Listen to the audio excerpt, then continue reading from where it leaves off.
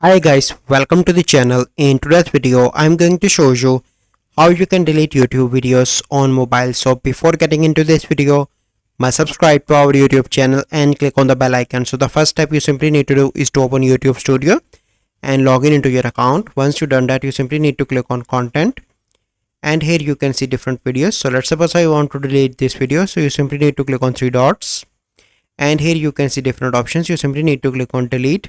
And here you can see that delete content from YouTube is permanent and cannot be undone. And if you are sure, you simply need to click on this delete. Once you click on that video will be deleted. And you can see that there is no option to delete all videos together on the smartphone, but you can delete video one by one by the method I show you. So this is the process. I hope you find this video helpful.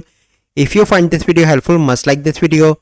Subscribe to our YouTube channel for future videos. We'll see you in the next video. Thank you. Have a good day.